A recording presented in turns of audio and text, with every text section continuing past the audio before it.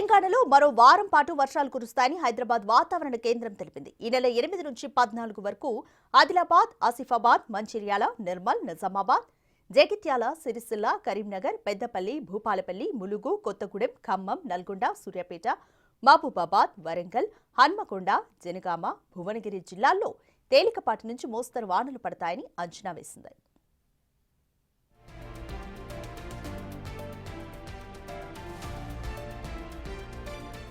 ఉపరితల ఆవర్తనం ప్రభావంతో ఇవాళ ఉత్తరాంధ్రలో వర్షాలు పడతాయని ఏపీ వాతావరణ శాఖ తెలిపింది. శ్రీకాకుళం, విజయనగరం, పార్వతీపురం, మన్యం జిల్లాల్లో అక్కడక్కడ పిడుగులతో కూడిన తేలికపాటి నుంచి మోస్తరు వర్షాలు కురిసే ఛాన్స్ ఉందని తెలిపింది. నిన్న ఉత్తరాంధ్రలోని చాలా ప్రాంతాల్లో భారీ వర్షాలు కురిశాయి.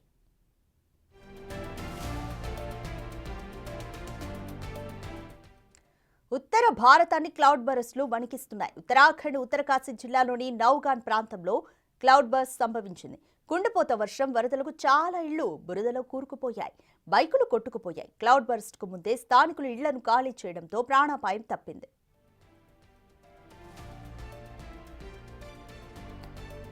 హర్యానాలోని సిర్సాను భారీ వర్షాలు ముంచెత్తాయి. వీధులు జలమయమయ్యాయి. ఇళ్లు, దుకాణాల్లోకి వరద నీరు చేరింది. 30,000 ఎకరాలకు పైగా పంట నీట మునిగింది. షుగర్ నది ఉప్పొంగడంతో కట్టలు తెగి పరిస్థితి మరింత దారుణంగా మారింది. మరిన్ని రోజులు వర్షాలు పడే ఛాన్స్ ఉందని వాతావరణ శాఖ ఎల్లో అలర్ట్ జారీ చేసింది. గత కొన్ని రోజులుగా కురుస్తున్న వర్షాలకు యమునా నది 1963 తర్వాత 5వసారి 207 మీటర్ల ఎత్తును దాటింది. నోయిడా, ఘజియాబాద్లతో పాటు ఢిల్లీలోని కొన్ని ప్రాంతాలు తేలికపాటి నుంచి మోస్తరు వర్షాలు కురుస్తాయని అధికారులు తెలిపారు. ఇక పంజాబ్లోనూ పరిస్థితి దారుణంగా ఉంది.